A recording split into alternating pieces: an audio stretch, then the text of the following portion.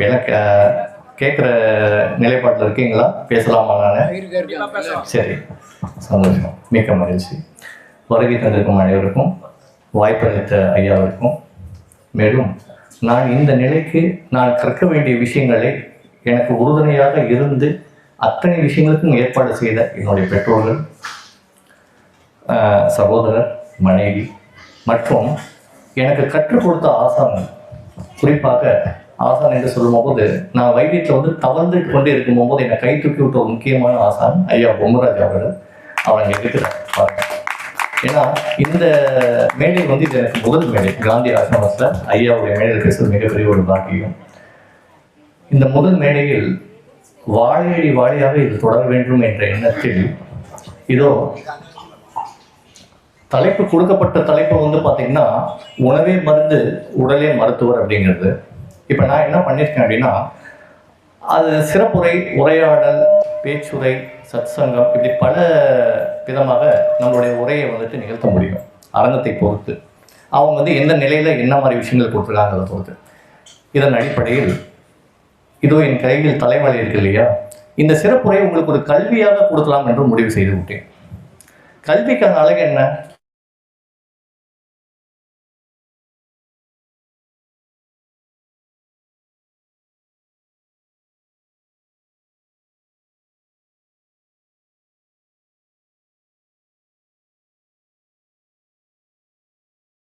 உங்களுக்கு என்ன பலன்கள் வருதோ அந்த பலனை பார்த்து சந்தோஷப்படுவது தான் எங்களுடைய உண்மையான சந்தோஷம். அதுதான் உண்மை.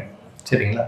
இப்போ இதன் அடிப்படையில் நாம் இன்னைக்கு இந்த தலைவாழை வைத்து உணவே மருந்து உடலே மருத்துவர் அப்படிங்கிற விஷயத்த உங்களுக்கு கல்வியாக கொடுக்கலாம் என்று எண்ணியிருக்கிறேன். சரி, விஷயத்துக்கு போகலாமா? நான் சரியாக 12 மணிக்கு தொடங்கி விட்டேன். இனி 12:25க்குள்ள நான் முடித்தாக வேண்டும். உங்களுடைய கவனம் இங்கேயே இருக்கட்டும். சரி, இதுக்கு ஏன் தலைவாழைன்னு பேர் வந்துச்சு? சரி, ஆரம்பிக்கிற இடம் ஐயா சொல்லியிருக்காரு. தலைவாழை அப்படிங்கிறது முழுமைன்னு அர்த்தம். முழுமையானது அகலமானதுன்னு அர்த்தம். முழுமையானது அகலமானது, அதனால தான் இதுக்கு தலைவாழை என்று பெயர் உண்டு. தடுக்கணும், தடுக்கலைன்னு சொல்றாங்க. தடுக்கலைன்னா அடுத்தது, அதாவது பாதியாக்கப்பட்டது, அது தடுக்கப்பட்டது, தடுத்தது, அது தடுக்கலை. சரி, இப்போ இந்த எனக்கு ஒரு உதவி தேவைப்படுது. 2 சிறுவர்கள் இருந்தீங்கன்னா வரீங்களா மேடைக்கு? யாராவது வாங்க. என்ன உற்சாகமாக வராது பாருங்க. அவருக்கு ஒரு கைத்தட்டல் கொடுக்கலாமே. சொன்ன ஒரு சிறுவன் சொன்ன அடுத்த நிமிஷம் நீங்கள் வாங்க வாங்க வாங்க. இப்போ உங்களுடைய உதவி எனக்கு எப்படி தேவைப்படுதுன்னா, மக்களுக்கு நீங்கள் வாங்க வாங்க வாங்க வரவேற்கிறேன். இந்த சைடு வாங்க, இந்த சைடு. நீங்கள் வலது பக்கமே இல்லைங்க, நீங்கள் இடது பக்கம் நினைக்குங்க. இப்படி பிடிங்க, பிடிங்க. கொஞ்சம் மேலே தூக்குங்க. கொஞ்ச நேரம் தான், கை வலிக்காத அளவுக்கு நான் பார்த்துக்கிறேன். சரி, நீ இப்படி வாங்க. ஐயா, இப்போ உங்களுக்கு இந்த தலைவாழை இலை தெளிவாக உங்கள் பார்வைக்கு இருக்குதா? அதை விட நான் உங்களுக்கு தெளிவுபடுத்திக்கிறேன். இங்கே யாருக்காவது மறைவாக இருக்குதா? மறைக்கல. சரி, ரைட். பாருங்கள், இந்த தலைவாழை இலையில் பரிமாறுறதே ஒரு மிகப்பெரிய அற்புதமான ஒரு விஷயம். எப்படி பரிமாறியிருக்காங்க, நம்மளுடைய மரபில் இதை எப்படி கடைபிடிச்சிருக்காங்க, அதை பற்றி முதல்ல அதை சொல்லும் போதே இவங்க எப்படி வைத்தியத்தை உள்ளார நுழைச்சிருக்காங்க. இந்த பஞ்சபூதங்கள் நான் சொல்றேன்ல, பஞ்சபூதங்கள் என்னென்ன? 5 பூதங்கள் என்னென்ன? நீர், நிலம், காற்று, ஆகாயம், நெருப்பு. சிறப்பு. இந்த பஞ்சபூதங்களையும் எப்படி இல்லை கொண்டு வந்திருக்காங்க, மருத்துவம் எப்படி கொண்டு வந்திருக்காங்கிற அந்த ரகசியம் உங்களுக்கு கற்பிக்கப்படும். சரிங்களா? இப்போ பாருங்க, இதுக்கான விதிகள் என்னன்னு பார்த்துருவோமா? நம்ம முதல்ல விதிகளை பார்த்துருவோமா? அந்த விதி தான் ரொம்ப முக்கியம். இப்போ அந்த தலைவாழை இலையில சோறு எங்கே வைப்பாங்க? அகலமான இந்த இடத்துல வைப்பாங்க. சோறு இங்கே வச்சுருவாங்க. சரிங்களா? சோறுங்கிறது உங்களுக்கு தெரிஞ்சது ஒரு பதம். இதில் 5 படிநிலைகள் உண்டு. என்னவென்று கூறுகிறேன் கேளுங்கள். முதல்ல கூழ், அடுத்தது கஞ்சி. அந்த கஞ்சி இன்னும் கொஞ்சம் வேறு மாதிரி இன்னும் கொஞ்சம் திடமான பதத்துக்கு மாற்றிங்கன்னா என்ன சொல்வீங்க? இல்லை, பொங்கல் சொல்லிட்டார் பாருங்க, பொங்கல். அதுக்கப்புறம் கொஞ்சம் அந்த நீர் பதம்னா நல்லா போயிடுச்சுன்னா அதுக்கப்புறம் தான் சோறு. சரிங்களா? அதுக்கு அடுத்தது களி. களி பார்த்தீங்கன்னா இந்த அரிசி சார்ந்த விஷயங்கள வராது, சிறுதானியங்களுக்கு களியாக பண்ணிடுவாங்க களி. அதுக்கு அடுத்த நிலை என்ன தெரியுங்களா? அடை.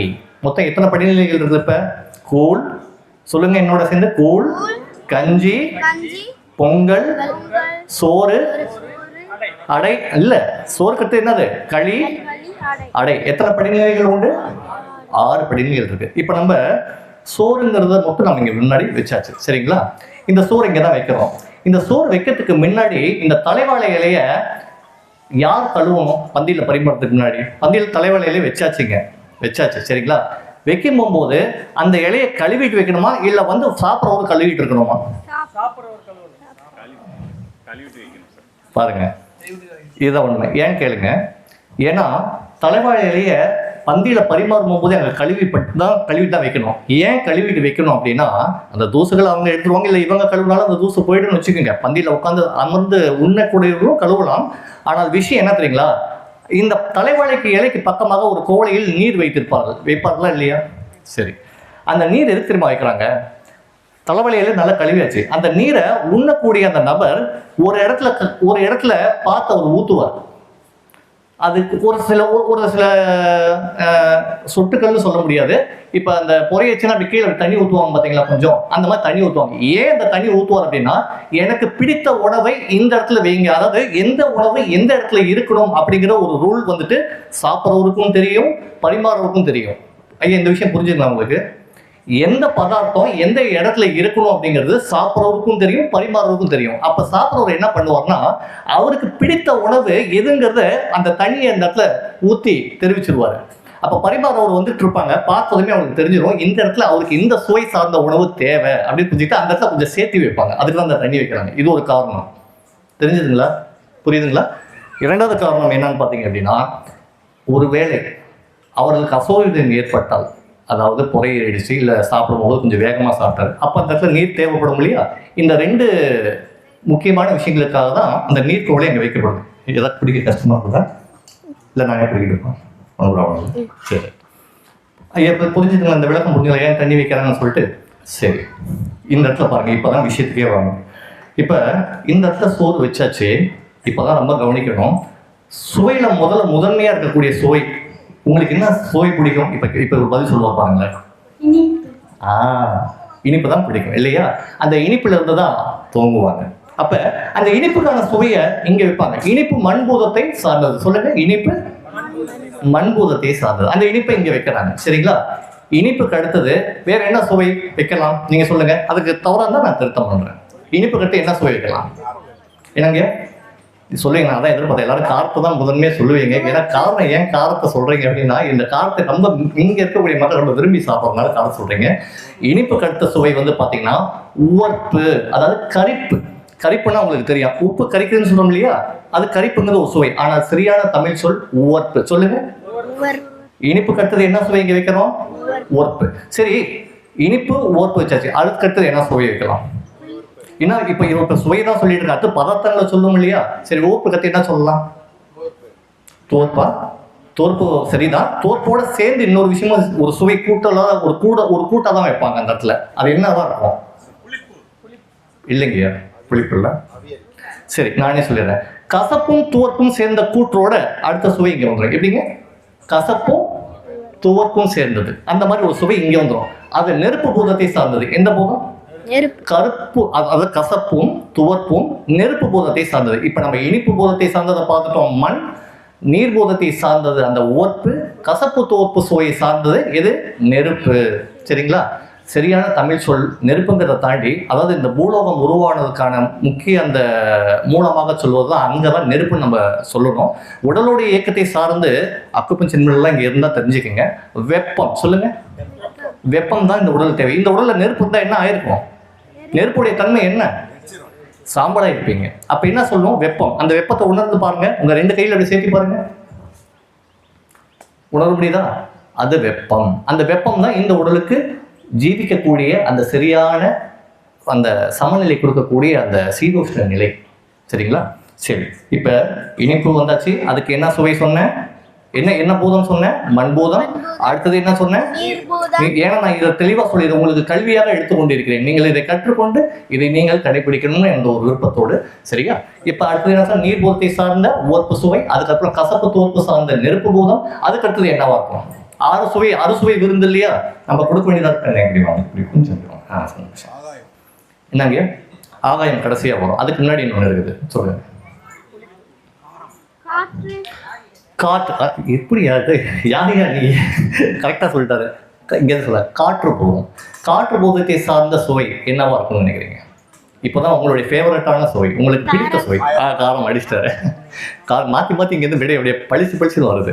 அப்போ காரத்துக்கான சுவையை எங்கே வைக்கிறாங்க? அதுக்கு அடுத்தபடியாக எது கசப்பு தோற்பு? காரத்துக்கான பூதம் எது தெரியுங்களா? காற்று. சொல்லுங்க. காற்று. சரி, அந்த காற்றுக்கு அடுத்தபடியாக கடைசியான என்ன சுவை இருக்குது? அது சுவை விருந்தில் 6 சுவை என்ன இருக்குது? சிறப்பு. ஆகாயத்துக்கான சுவை என்னவா இருக்கும்? இஞ்சின்னா என்ன இருக்குது? என்ன சுவை இருக்குது? இருங்க, நானே க்ளூ கொடுக்குறேன், அதுக்கப்புறம் நீங்க சொல்லுங்க. இனிப்பு சொல்லிட்டேன்னா, 6 சுவையில் இனிப்பு சொல்லிட்டேன்னா, அதுக்கு அடுத்தது என்னது? ஓர்ப்பு சொல்லிட்டேன்னா, கரிப்பு சுவை சொல்லிட்டேன்னா, அதுக்கு அடுத்து கசப்பு துவப்பு வந்துருச்சுங்களா? கசப்பு துவப்பு வந்துருச்சா? அதுக்கு அடுத்தது என்னது? ஐயா என்னது? காரம் வந்துருச்சுங்களா? கார்ப்பு சுவை. கார்ப்பு சுவை வந்து காற்றோட சொல்லக்கூடியது. அதுக்கு அடுத்தது என்னவா இருக்கணும்? சரி, சொல்லிட்டீங்க. புளிப்பு. இந்த புளிப்பு ஆகாய போகத்தை சார்ந்தது. சரிங்களா? இப்போ அந்த 6 சுவையும் நீங்க வந்துருச்சுங்க. 6 சுவையும் படையலுக்கு வைக்கப்பட்டாச்சு. படையல் மன்னிக்கணும், படையலுங்கிற வார்த்தை தவறு. இந்த இடத்துல வந்து விருந்து. படையலுங்கிற வார்த்தை வந்து மூதாதையர்களுக்கும் குலதெய்வங்களுக்கும் படைக்கக்கூடிய அந்த வார்த்தை இருக்கு தான் படையல் அப்படின்னு சொல்லுவாங்க. இந்த இடத்துல விருந்துக்கு படைக்கப்பட்ட அந்த 6 சுவையும் வந்துருச்சுங்களாங்க. சரி, என்னென்ன உணவு பதார்த்தங்கள் செஞ்சு கொடுக்கலாம் இதுக்கு? இப்போ பாருங்க, இனிப்பு சுவைக்கு நான் நேரம் குறைவாக இருப்பதால் நானே அந்த பதார்த்தங்களை கொஞ்சம் உங்களுக்கு பிரியமாக சொல்லிடுறேன். இதெல்லாம் செய்யும் போது ரொம்ப சிறப்பாக அந்த மருத்துவங்கிற அடிப்படையில் அது ரொம்ப அற்புதமாக வேலை செய்யும். சர்க்கரை பூசணி இருக்கு இல்லையா? சர்க்கரை பூசணியில் கொஞ்சம் நாட்டு சர்க்கரையை சேர்த்து செய்கிறாங்க. ஆனால் அது தவறு, அப்படி செய்யக்கூடாது. காரணம் என்றால் இனிப்பு சுவையை வந்துட்டு அது மிகுதியாக கூட்டிவிடும். இருந்தாலும் இனிப்பு சுவை கொஞ்சம் மிகுதியாக சாப்பிட வேண்டும் என்ற எண்ணத்தில் காரணமாக இனிப்புங்கிறத நம்ம கருதி அதை கொஞ்சம் ஆழமாக காமிக்கணும் இல்லையா? அதனால அந்த இனிப்பை இங்கே பிடிக்கும். அப்போதான் அவங்களை அந்த இடத்துல அந்த பதிவு வாங்கணும், பார்க்க பதிவு வாங்கணும். அப்போ அந்த இனிப்பு சுவையை சேர்ந்து அந்த சர்க்கரை பூசணியோட நாட்டு சர்க்கரையை சேர்த்து கொஞ்சம் அந்த ஒரு பிரட்டல் மாதிரி செஞ்சுட்டிங்கன்னா இந்த இடத்துல இனிப்புக்கான அடுத்து பதார்த்தம் வந்துருச்சுங்களா? அடுத்ததாக என்ன சொல்லியிருந்தேன் சொல்லுங்க.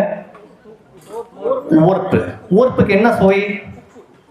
உப்பு. அந்த உப்பு வந்து எந்த பண்டத்துல அதிகமா இருக்கும் அதுவும் சொல்றேன் பாருங்க. இல்லைங்க, எலுமிச்சம்பழம் வந்து அந்த புளிப்பு சிட்ரஸ் சொல்றேன். இல்ல, ஊரல் காய் என்னைக்குமே அதிகப்படியாக எடுத்துக்க கூடாது, அதுல பல பிரச்சனைகள் இருக்கு, நான் அப்படின்னு சொல்றேன். ஆமா, உவர்ப்புங்கிற அந்த சுவைக்கு வந்து பாத்தீங்க அப்படின்னா நெல்லி வற்றல், கொத்தவரங்காய் வற்றல், முக்கியமா என்ன சொல்லப்போனா சுண்டைக்காய் வற்றல் ரொம்ப பிரசித்தியான ஒரு உணவு. சரிங்களா? அப்ப கரிப்பு சுவைக்கு இங்க வந்துருச்சுங்களா? கரிப்பு சுவைக்கு என்ன வந்துருச்சு? சுண்டைக்காய் வற்றல் வந்துருச்சா? சரி, இப்ப நம்ம சக்கரை பூசணி இனிப்புக்கு பார்த்தாச்சு, உவர்ப்புக்கு சுண்டைக்காய் வற்றல் பார்த்தாச்சு. இப்ப கசப்பும் துவர்ப்பும் பாருங்க, இதுல எவ்வளவு அழகான ஒரு விஷயம். கசப்பும் துவர்ப்பும் சேர்ந்த மாதிரி அந்த பதார்த்தம் அமையணும். அதுக்கு என்ன பண்ணலாம்? ஒரு கீரை கூட்டுல வைக்கும் போது பருப்பானது அந்த துவர்ப்பு, கீரையானது அந்த கசப்பு, இது ரெண்டு சேரும்போது கசப்பும் துவர்ப்பும் இங்க கிடைச்சிச்சு. அப்ப கீரை கடையல் இங்க வச்சிடலாமா? வந்துருச்சுங்களா? அதுக்கு அடுத்ததாக என்ன இருக்கு? கார்ப்பு. உங்களுக்கு பிடிச்சமான சுவையில நீங்க அந்த சாய்ஸை உங்கள்கிட்டயே விட்டுறேன். நீங்க சொல்லுங்க, உங்களுக்கு காரமான பதார்த்தம் என்ன கொடுக்கலாங்க? என்ன பாத்தீங்களா? இவங்களுக்கு காரம் வந்து இனிப்புனா என்னது பட்டுன்னு அடிச்சிருப்பாங்க. பரவாயில்ல, சொல்லுங்க, காரத்துக்கு என்ன சொல்லலாம்? கருணைக்கிழங்க. சரி, அவருக்கு தெரிஞ்சது ஒன்று சொல்றாரு, கருணைக்கிழங்கு. சரி, நானே ஒன்று சொல்றேன். இப்போ காரத்தை பொறுத்த வரைக்கும் இந்த இடத்துல வந்துட்டு கொஞ்சம் இப்போ நான் பேசிட்டு இருக்கிறது கொஞ்சம் நான் வெளியில வரேன். ஏன்னா இந்த காரத்துலையும் எண்ணெயிலையும் நீங்க பயன்பாட்டில் சமையல் அறையில மிகப்பெரிய தவறுகள் நடக்குது. காரணம் என்னன்னா, இந்த காரத்தை அதிகமாக நீங்கள் சாப்பிட்டு பழகியதனுடைய விளைவாக உங்கள் உடல் அமிலத்தன்மையில் இருக்கிறது. ஆகையால் தான் உங்களுடைய நோய் குணமாகவே இல்லை. அப்புறம் சமையல் இன்னொரு இல்லத்தரசிகள் என்ன பண்றாங்க அப்படின்னா, எண்ணெய் அதிகமா போட்டு வதக்குறாங்க. இது ஒரு மிகப்பெரிய தவறு. இதனால என்ன ஆகுது அப்படின்னா, அந்த உடல் செரிமான மண்டலம் அப்படியே ஸ்தம்பிச்சு போய் நிற்குது. அதனால எண்ணெயை வந்துட்டு அதிகமாக பயன்பாடுக்கு கொண்டு வரது வந்து எடுத்துக்கோங்க. தாளிப்புக்கு எடுத்துக்கலாம். தாளிப்புக்கு எடுத்துக்க முன்னாடி உள்ள உங்க வீட்டில் இருக்கக்கூடிய ஒரு பெட்டி இருக்குது, அதுக்கு பேர் என்ன பேருங்க? என்ன பெட்டிங்க? அஞ்சரை பெட்டின்னு சொல்றீங்க. அஞ்சரை பெட்டியில எனக்கு ஒரு சின்ன திருத்தம் பண்ணிக்க. என்னுடைய மெய்குரு மூலியமா நான் இப்போதான் அவர் தவத்திலிருந்து அந்த விஷயத்தை எடுத்து எனக்கு கொடுத்தாரு. 7.5 பெட்டி. சொல்லுங்க. சொல்றேன். அதாவது இப்ப நான் கேள்வி கேட்கிற பதில நீங்களே சொல்லுவீங்க பாருங்க. அந்த அறைகளுக்காக நம்ம மூலிகை வைக்கணுமா, இல்ல மூலிகைகளுக்கு ஏற்ற மாதிரி அறைகளை தேர்வு செய்யணுமா? மூலிகைக்கு ஏற்ற மாதிரி. வெட்டி உந்துருச்சு. சிறப்பு, சூப்பர், அழகா சொல்றாரு. அப்ப மூலிகைகளுக்கு ஏற்ற மாதிரி அந்த அறையை நம்ம தேர்வு செய்யணும். அதானே சரி. அப்படி மூலிகைகளுக்கு ஏற்ற மாதிரி அந்த அறையை தேர்வு செய்யும் போது 7 அறை தேவைப்படுதுங்க. 7.5 பெட்டி. அதுதான் இந்த ஆக்சுவலாக அஞ்சரை பெட்டி அப்படிங்கிற வார்த்தை வந்துட்டு உண்மையான விளக்கம் என்ன தெரியுங்களா? 5 அறைங்கிறது ஒரு விஷயம் அப்படி சொல்றது வந்துட்டு, அதையும் தாண்டி சரியான குறிப்புள்ள நீங்க சொல்லணும் அப்படின்னா நோய்கள் கண்டால் அஞ்சும் பெட்டி அது. நோய்கள் வந்து அஞ்சுமா அந்த பெட்டியை பார்க்கும்போது. அதுதான் அந்த அஞ்சரைக்கான உண்மையான விளக்கம். இது நிறைய பேருக்கு தெரியாது, இதை தெரிஞ்சுக்கங்க. அப்போ 7.5 பெட்டி அப்படிங்கிறதா சரியா? அப்போ 7.5ங்கிறப்ப 7 விதமான அந்த மூலிகைகள் வரும். அதை பற்றி நான் சொன்னேன்னா எனக்கு நேரம் பத்தாது. ஏன்னா வாதம், பித்தம், கபம், முப்பொருள் அப்படிங்கிற கணக்கில் பார்த்தீங்கன்னா வாதசோடி, பித்தசோடி, கபசோடி என்று 3 வகையாக பிரிக்கப்படுகிறது. இதில் நடுநாயகனாக இருப்பது கடுகு. சரிங்களா? சரி, இது வந்து 7.5 பெட்டி. அந்த 7.5 பெட்டி எப்படி பயன்படுத்தணும் தெரியணும். எண்ணெயை எப்படி சரியாக பயன்படுத்த வேண்டும் என்று உங்களுக்கு தெரிந்திருக்க வேண்டும். காரம் பயன்படுத்துங்க. காரங்கிறது இந்த உடலுக்கு தேவை, ஆனால் மிகுதியாக போகுது. மிகினும் குறையணும் நூலோர் வழி முதலாக எண்ணியது 3. புரியுதுங்களா? சரி, இப்போ காரத்துக்கான அந்த பதத்தை நானே சொல்லிடுறேன். கொஞ்சம் இந்த பொரியல் வகைகளில் எது காரமாக இருக்கும், எது காரமாக செய்யணும்? அசைவத்தை நோக்கி போய் தயவு செஞ்சு சொல்லிடாதீங்க. சரி, நானே சொல்லிடுறேன். சொல்லுங்க. உருளைக்கிழங்கு. சிறப்பு. உருளைக்கிழங்கு கூட எடுத்துக்கலாம். அந்த உருளைக்கிழங்குல கொஞ்சம் மிளகு கொஞ்சம் தூக்கலா போட்டீங்கன்னா அதை காரமான ஒரு பிரட்டலா செஞ்சு இந்த இடத்துல உருளைக்கிழங்கு வச்சிடலாம். உருளைக்கிழங்கு நிறைய பேர் வாயு என்று நீங்கள் சொல்வீர்கள், ஆனால் நான் சொல்லுவேன் அந்த உருளைக்கிழங்கு ஒரு வழவழப்பு தன்மை இருக்குது இல்லையா? எந்தெந்த உணவுப் பொருட்கள் அந்த வழவழப்பு தன்மை அதிகமாக இருக்கிறதோ அதில் வந்து பார்த்தீங்கன்னா அந்த நாரச்சத்து அதிகமாக இருக்குது. இது செரிமான மண்டலத்துக்கு உகந்தது. அதே சமயத்தில் நீங்கள் சமைக்கும் முறையில் வித்தகராக இருப்பின் அந்த வாயுவையும் கட்டுப்பாட்டிற்குள் கொண்டாந்து உங்களுக்கு செரிமானத்துக்கு ஏற்ற மாதிரி பக்குவப்படுத்துவதே அந்த சமையல். அதுக்கேற்ற மாதிரி அந்த பதார்த்தத்தை தங்கள் சமைக்க இயலும். சரிதாங்க? நான் கொஞ்சம் வேகமாக போகிறேன்னு நினைக்கிறேன். உங்களுக்கு புரிகிறதா ஐயா? ஐயா, நான் சொல்ல வந்து நீங்கள் உங்களுடைய ஆழமாக உங்களுடைய மனதில் பதிய வைக்க வேண்டும், அதை நீங்கள் கடைபிடிக்க வேண்டும் என்ற திண்ணத்தோடு நான் இங்கே வந்திருக்கிறேன். சரிதாங்க? சரி, இப்போ உருளைக்கிழங்கு இது ஐயா வந்துட்டு ஒரு விஷயத்தை இவர் சொல்லியிருக்காரு. உருளைக்கிழங்கு ஒரு பிரட்டல்னு வச்சுக்குவோம். அடுத்தது கடைசியாக இருப்பது ஆகாயத்துக்கான சுவை. அது என்னவா இருக்கலாம்? ஆகாயமும் மனமும் மிகவும் ஒன்றியது அல்லவா? அது என்னவாக இருக்கலாம்? என்ன புளிப்பு சுவைக்கு என்ன? சரி, நானே சொல்லிடுறேன். எங்கள் அம்மா வந்துட்டு வீட்டில் ஒரு பதார்த்தம் செய்வாங்க. அதுக்கு பேர் தக்காளி புளி சட்னி அப்படின்னு சொல்லுவாங்க. அந்த தக்காளி புளி சட்னிங்க பாருங்க, அந்த தக்காளி வந்து நாட்டு தக்காளியை பயன்படுத்தும் போது அதில் ஒரு புளிப்பு சுவை இருக்குது பாருங்க. அந்த நாட்டு தக்காளி 2 தக்காளியை நீங்கள் பயன்படுத்தினாலே போதுமானது. அவ்வளோ மிகுதியான புளிப்பை கொடுத்து விடும். அதோட இந்த தேங்காவும் ஒரு கூட்டா சேர்ந்து ஒரு துவையல் செய்வாங்க பாருங்க, அற்புதமான துவையல். அதோட புளிப்பு இங்கே வச்சிருவோமா? இப்போ 6 சுவைன்னு வந்துருது இல்லையா? அது என்னதுங்க? பஞ்சபூதம்னு சொன்னீங்க. பஞ்சபூதத்துக்கு இதுக்கும் எதுவும் சம்மந்தமே இல்லாம இருக்குது. முதல்ல நான் பஞ்சபூதம் சொல்ல, பஞ்சபூதத்தை இங்கே அறுசுவை விருந்த கொடுத்தாச்சு. பஞ்சபூதங்கள் இங்கே கொண்டு வரணுமா வேண்டாமா? சரிதாங்க, நான் கேட்கறது சரியா? இந்த கேள்வி சரிதானே? பஞ்சபூதங்கள் இங்கே 6 சுவையை தானே சொல்லியிருக்கீங்க. அறுசுவை விருந்து தானே அது. அந்த பஞ்சபூதங்கள் எங்கே இருக்கிறது? கலந்துருச்சு. அந்த நீர், காற்று, நெருப்பு. அது எப்படின்னு சொல்றேன் பாருங்க, தெரிஞ்சுக்கங்க. இப்போதான் உங்க வாயால் அந்த வார்த்தைகளை நான் கேட்க விரும்புறேன். இப்படி வாங்க. நான் ஒரு எழுத்தை, தமிழ் எழுத்தை சொல்லுவேன். அதோட கூட்டலோட காரங்கிற வார்த்தை சேர்ந்து நீங்க சொல்லணும். சரிங்களா? உதாரணத்துக்கு ஒரு ஒத்திகை பார்த்தலாமா? ஊ சத்தமாக. சரி, புரிஞ்சுக்கிட்டீங்களா? நான் எந்த எழுத்து சொன்னாலும் அதோட கூட்டல் காரம். சரிங்களா? காரங்கிற வார்த்தை கூட சேர்த்து நீங்க சொல்லணும்.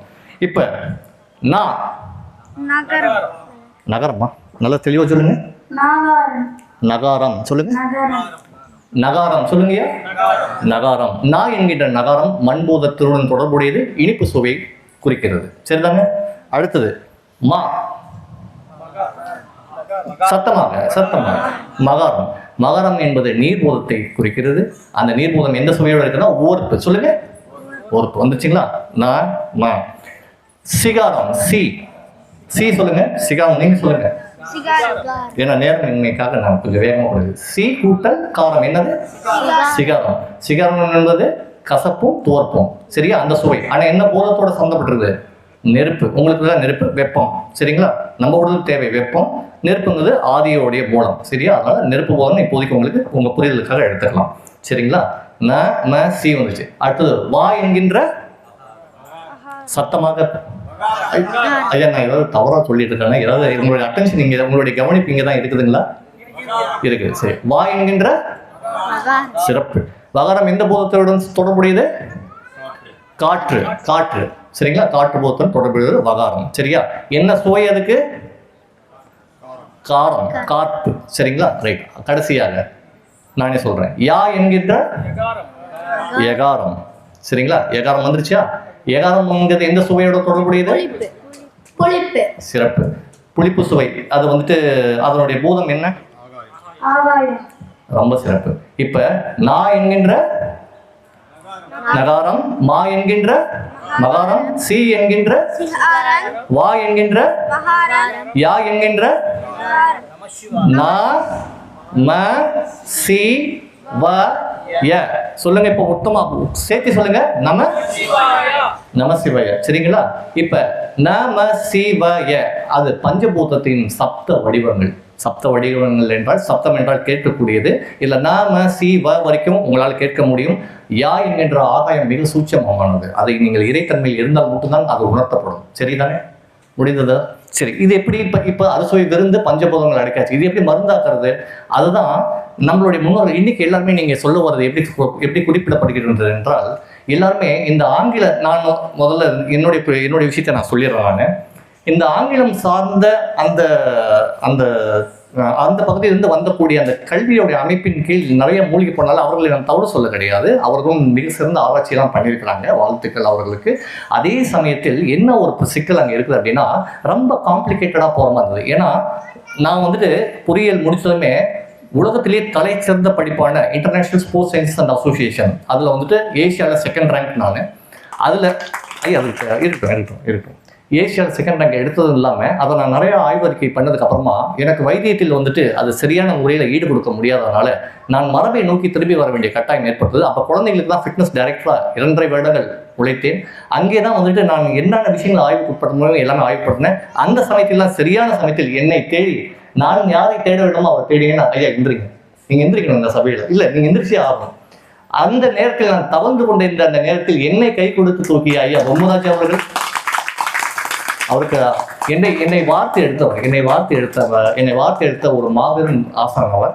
அது மட்டும் இல்லாமல் புதின் சுரேஷ், சூற்றுக்கட்டளை ராமசண்முகம் ஐயா, இவர்கள் எல்லாம் இந்த நேரத்தில் நான் அறிமுகப்படுவேன். ஏன்னா அவருடைய மாணவனாக நான் இருந்தேன். நான் இந்த மேடை நிற்பதற்கு காரணம் அவர்கள் தானே.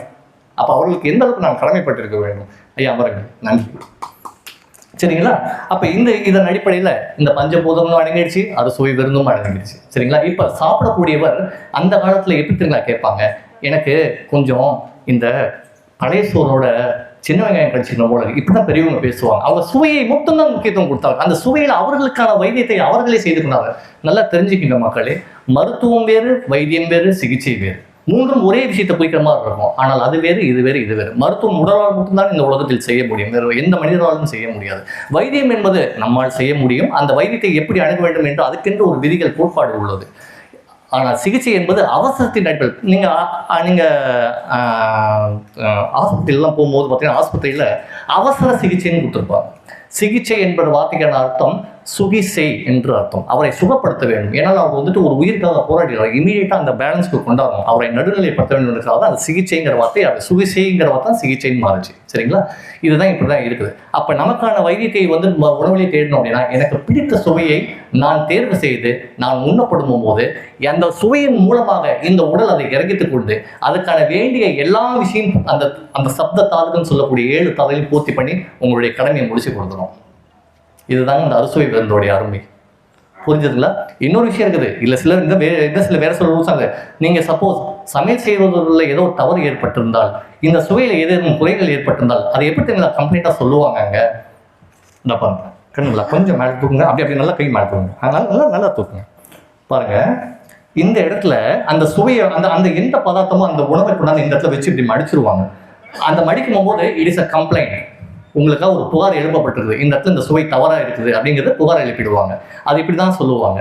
அவங்களுக்கு பிடிச்ச சுவை எது தேவைன்னா அது தண்ணி அந்த இடத்துல விடும்போது அது எந்த பதார்த்தம் அங்கே வைக்கணுங்கிறது அவங்களுக்கும் தெரியும், சாப்பிட்றவருக்கும் தெரியும். அதை வைத்து அவர்களுக்கு வேண்டிய சுவையை கேட்டு வாங்கிக் கொள்வாங்க. எதுவுமே பேச்சே கிடையாது, அப்படியே செயலியே உங்களுக்கு புரிஞ்சிடும்.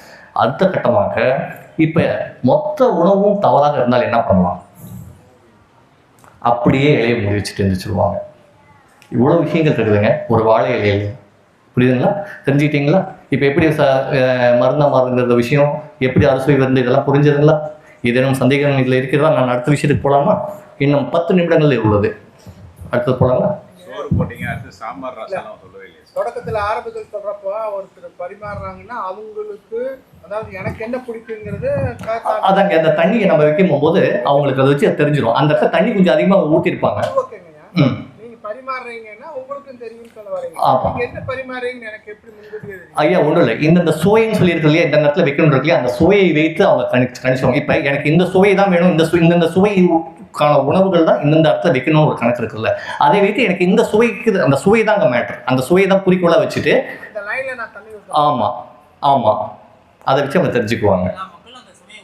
அந்த சுவை வந்து எனக்கு இப்போ இந்த சுவையை சாப்பிடும் போல இருக்குது, அதுக்காக அந்த தண்ணி அங்கே இது பண்ணும்போது உங்களுக்கு தெரிஞ்சிடும். சில பேர் புளிப்பு ஏற்றுக்காதீங்க, ஸ்வீட்டு அதெல்லாம் சொல்கிறாங்களா, அதை அங்கே சொல்கிறாங்க. சரி ஐயா, இன்னும் ஒரு 3-4 நிமிடங்கள் தான் உள்ளது. பஞ்சாமிரதத்தை பற்றி பேசணும்னு நினச்சேன், ஆனால் நேரம் பத்தாதுன்னு நினைக்கிறேன். என்னுடைய உரையை ஐயா முடிச்சுக்கிட்டுங்களா, பேசலாங்களா? ஏன்னா அந்த பஞ்சாமிரதத்தோடைய இது இப்போ தான் என்னுடைய குரு தவத்திலேருந்து எனக்கு எடுத்து கொடுத்தார். ஐயா, நான் 12:30 மணிக்கு சரியாக முடித்து விடவா? சரி, அனுமதிக்கு மிக்க நன்றி. உங்களுடைய பேர்? அருள்பூமி. பிரணவ் கார்த்தி. இவர்களுக்கு ஒரு கைத்தட்டல் கொடுங்க. இந்த வாளிலை வைத்துக் கொள்ளுங்கள், நீங்களே வைத்துக் கொள்ளுங்கள். நான் பிறகு உங்களிடம் பெற்றுக்கொள்கிறேன். அமருங்கள் அமருங்கள். சரி, இப்போ அடுத்ததாக இந்த பஞ்சாமிர்தம், ஏன்னா அறுசுவை விருந்து உங்களுக்கு கொடுத்தாச்சு, பிரசாதம் வேண்டாமா? பிரசாதத்தை பற்றி சொல்லி தானே ஆகணும். பிரசாதத்துடைய முதல் 2 எழுத்துக்கள் என்ன? முதல் 2 எழுத்துக்கள் மட்டும் சொன்னேன். பீரா, பிற. பிற என்றால் பிரம்மருக்கு, பிரம்மர்னு என்ற அர்த்தம். பிரம்மருக்கு அர்ப்பணிக்கப்பட்ட சாதம் பிரசாதம். புரிஞ்சிச்சிங்களா? இப்போ விளக்கம் புரிஞ்சுதுங்களா? பிரசாதம். சரி, அந்த பிரசாதத்தில் நம் தமிழ் மரபை சார்ந்து முக்கியத்துவம் வாய்ந்த பிரசாதம் எது? எது? பஞ்சாமிர்தம். சரி, அந்த பஞ்சாமிர்தத்தில் அந்த பஞ்சாமிர்தம் யாருக்கு பிரசித்தியாக அது படைக்கப்படுகிறது? பழனி மலை. பழனி மலையில் இருப்பது யார்? தெளிவாக சொல்லுங்க. முருகரா? தண்டாயுதபாணின்னு ஒரு பேர் இருக்கு இல்லையா? இருக்கு, அதுதானே அந்த பேரு. தண்டாயுதபாணி என்றால் என்ன அர்த்தம்? எந்த அர்த்தத்தில் போகர் ஐயா அந்த பேரை சூட்டினார் அவருக்கு? சொல்றேன். அது அந்த பேரை சொல்லும் போதே உங்களுக்குலாம் சிலிர்த்துரும். குச்சி, தடி, கோல், கம்பு. 5வது ஒரு விஷயத்த நான் இப்போ சொல்ல மாட்டேன். பாருங்க, குச்சி, சிறு குச்சும். இப்போ குச்சின்னா என்னன்னு தெரிஞ்சிச்சிங்களா உங்களுக்கு? சரி, அடுத்தது தடி. காவல்துறையினால் தடியடி நடத்தப்பட்டது. தடினா என்னன்னு தெரிஞ்சிச்சிங்களா உங்களுக்கு? ஐயா, உங்களுக்கு நான் பேசுறது புரியுதுங்களா? இல்லை வேகமாக போகிறேன்னா? ஏன்னா எனக்கு நேரம் கம்மியாக. ஓகே, தடி. அடுத்ததாக இருப்பது கோல். கோலை ஊன்றி யார் நடப்பாங்க? முதியோர்கள் நடக்கிறாங்க இல்லையா? கோல்னா என்னன்னு தெரிஞ்சிச்சிங்களா? அடுத்தது கம்பு. போருக்காகவும் நம்மை பாதுகாக்கிறதுக்கு எந்த ஒரு விஷயம். கம்பும் வந்துட்டு பார்த்தீங்கன்னா அந்த போர்க்கலைகளுக்காகவும் சிலம்பாட்டத்துக்காகவும் பயன்படுத்தக்கூடியது அந்த கம்பு. 4வது இதெல்லாம் தெரிஞ்சிச்சிங்களா? நான் இப்போ உங்களுக்கு காமிக்கிறேன் பாருங்க. இந்த பாணி நீங்கள் கண்டுபிடிக்கணும். எந்த மாதிரி பாணின்னு கண்டுபிடிக்கணும். ஒரே நிமிஷம். இந்த கையில் கம்பு இருக்கிறதா நினச்சிக்கோங்க. இந்த கையில் ஐயா அங்கே இருக்கும் கேட்குதா? இந்த கையில் கம்பு இருக்கிறதா நினச்சிக்கோங்க.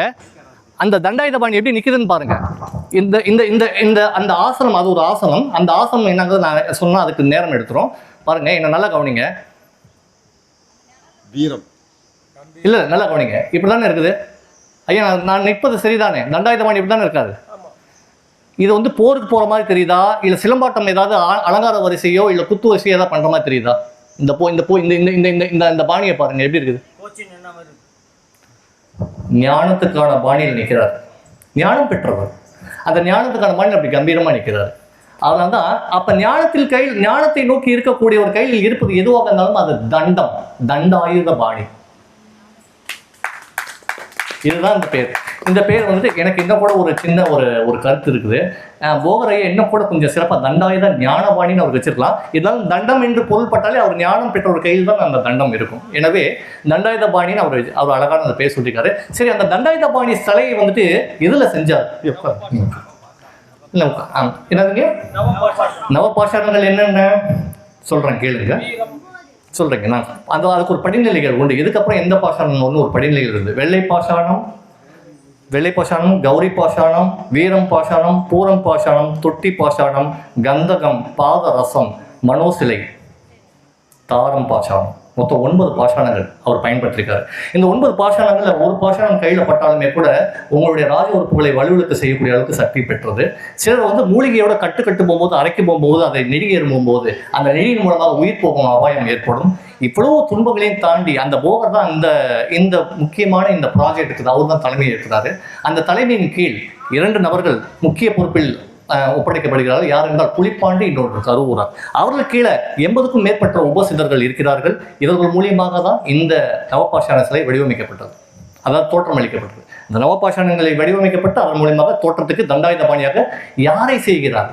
அவருடைய ஞான குருவான முருகரை. இன்னைக்கு யாராருக்கும் எதிர்ப்பு சிலை வச்சுக்கிறாங்க. ஆனால் அவர் பாருங்க, போகர் அவருக்கான சிலையை வச்சுக்கல. அவர் நண்டாயுதமாக எனக்கு கொடுத்த ஞானம் நீரானப்பான்னு சொல்லி அவரையே சிலையாக வடிக்கிறார் நவபாஷாணத்தில். ஏன் நவபாஷாணத்தில் வடிக்க? போகருடைய போக்கு எப்படி தெரியுங்களா? அவருடைய போக்கு எப்படி தெரியுங்களா? ஏதாவது ஒரு ஊருக்கு போவார், அங்கே இருக்கக்கூடிய மூலிகைகளை முதல்ல ஒரு அலசிடுவார். அலசிட்டு அதுக்கப்புறமா அந்த மூலிகையுடைய தன்மை என்ன, இங்கே இருக்கக்கூடிய சீதோஷ நிலை என்ன, இது எந்த திணையை சார்ந்த நிலம் அப்படிங்கிறத அலசிட்டு கடைசியாக அவருடைய ஞானத்தால் எதிர்காலத்தில் என்ன மாதிரியான வியாதி இவர்களுக்கு இந்த மக்களுக்கு வருங்கிறத கணிச்சிட்டு அவர் ஒரு மூலிகை கலவையாக செய்து அதை அவங்களுடைய கையில் கொடுத்துருவார். அந்த ஊர் மக்களுக்கு கொடுத்துட்டு அவர் கிளம்பிடுவார். இதை இப்படி பிரதிஷ்டை பண்ணி இப்படி நாளைக்கு நோய் விட்டுற காலங்களில் இதை பண்ணுங்க அப்படின்ட்டு போயிடுவார். இது அவருடைய பாணி. இப்போ அவருடைய கட்டம் இந்த உலகத்தை விட்டே விடை பெறுவதற்கான கட்டம் வருது. அப்போ உலக மக்களுக்கெல்லாம் செய்யணுங்கிறதுக்கான அந்த நோக்கத்தில் அந்த நவபாஷாணத்தில் அவ்வளோ துயரத்தை சந்தித்து அவ்வளோ வேதனையை கடந்து உயிரை பணையை வைத்து செய்த சிலை தான் இந்த தண்டாயுத பாணிங்கிற அந்த நவபாஷாண சிலை. அந்த நவபாஷாண சிலைக்கு என்னென்ன அபிஷேகங்கள் நடக்கிறது? பஞ்சாமிர்த அபிஷேகம், திருநீர் அபிஷேகம், சந்தன அபிஷேகம், நல்லெண்ணெய் அபிஷேகம். ஏன் அந்த சிலையின் மீது அந்த அபிஷேகம்லாம் நடத்தப்படுது என்றால், அந்த சபையின் மீது அந்த அபிஷேகம்லாம் பண்ண கீழே வலிஞ்சு வருமா? ஐயா கேட்குதுங்களா? வலிஞ்சு வருமா? அந்த வலிஞ்சு அந்த பீடம் எது? நவபாஷாணம் எந்த சிலையை எந்த அந்த திருவுருவத்தை எது மேலே நிறுத்துறீங்களோ அது பேர். இப்போ இங்கே கவனிங்க, இது சிலைன்னு வச்சுக்கோங்க. இந்த பலகை இருக்கு இல்லையா, அந்த பலகை ஒரு மூலிகை பாறையாக தான் இருக்கணும். அந்த மூலிகை பாறை பீடம். சரிங்களா? பீடம் என்னன்னு தெரிஞ்சிச்சிங்களா உங்களுக்கு? சரி, நேரம் கடந்து விட்டது. சரி, இப்போ என்னன்னு பார்த்தீங்கன்னா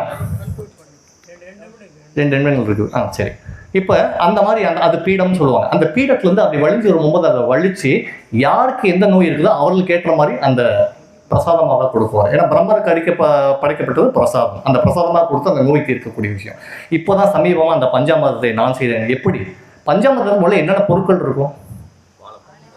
வாழைப்பழம், பேர்ச்சம்பழம், நாட்டு சர்க்கரை, தேன், ஏலக்காய், டைமண்ட் கற்கண்டு, நெய், இன்னொன்று இருக்குது பச்சை கற்பூரம் விட்டீங்களே. இதெல்லாம் தான் செய்கிறாங்க. ஐயா சொல்லுங்க. ஐயா சொல்றேன். அதான் அந்த விளக்கத்துக்கு வரேன். நான் அதான் சொல்லுவேன். பாருங்க, பஞ்சன்னா 5ன்னு அர்த்தம். பஞ்ச அமிர்தம்னு சொல்லியாச்சு. ஆனால் எத்தனை சொல்லியிருக்கீங்க நீங்கள்? இப்போ எத்தனை? என் கைகளில் பாருங்க, நல்லா பாருங்க. அது பஞ்சாமிர்தம் நினைக்கிறீங்களா? டைமண்ட் கற்கண்டுலாம் போர் சேர்க்க சொன்னாரா? பச்சை கற்பூரம் சேர்க்க சொன்னாரா? புரியுதுங்களாங்க என்ன தவறு நடக்குதுன்ட்டு? பஞ்ச அமிர்தத்தையே விஷமாக மாக்கி கொடுக்குறாங்க. அது எப்படி பஞ்சாமிர்தமாகும்? அது எப்படி பிரசாதமாக இருக்க வேண்டும்? அப்போ தெரிஞ்சுக்கங்க, பஞ்சாமிர்தம் சேர்ந்த அந்த கூற்று வாழைப்பழம், பேன் வாழைப்பழம் பெரும்பாலுமாக பயன்படுத்தப்படுகிறது. அது அதே இதுலேயும் நிறைய நுணுக்கங்கள் இருக்குது. வாழைப்பழத்துடைய பதம் எப்படி இருக்கணும், அது எந்த விகிதத்தில் சேர்க்கணும், கூற்றாக 3 வாழையாக சேர்த்துறமா இருந்தாலும் அது என்ன கூற்றில் இருக்கணும் அப்படிங்கிறது எல்லாமே ஒரு கணக்கு இருக்கிறது. அப்படி தேர்ந்தெடுக்கப்பட்ட ஒரு வாழைப்பழம் அது இயற்கையான முறையில் விளைவிக்கப்பட்டும் அது நாட்டு ரகமாக இருக்கணும். 2வது நாட்டு சர்க்கரை, 3வது நெய், 4வது மலைத்தேன், 5வது ஏலக்காய். ஆனால் 5வது என்னுடைய ஆசனம் சொல்லலை. ஏன் சொல்ல அப்படின்னா, இந்த 4 விஷயங்களும் சேர்ந்து உன் உடலுக்குள் போனால் அந்த 5வது அமிர்தம் உனக்குள்ள சுரக்கணும் அப்படிங்கிறார். அதுதான் பஞ்சாமிர்தமாக இருக்க முடியும் அப்படின்னார். இருந்தாலும் மக்கள் கட்டாயப்படுத்தி அந்த 5 பொருட்களுக்காக கேட்பார்கள். எனவே அந்த ஏலத்தை சேர்த்துக்குள் அப்படின்னு சொன்னார். 7 அரிசியை சேர்த்து நான் செஞ்சேன். அப்படி செஞ்ச பஞ்சாமிர்தத்தை ஐயாவுக்கு கொடுத்தேன். ஐயாவுக்கும் கொடுத்தேன். அவங்க சுவைத்தார்களா என்று எனக்கு தெரியவில்லை இன்னும்.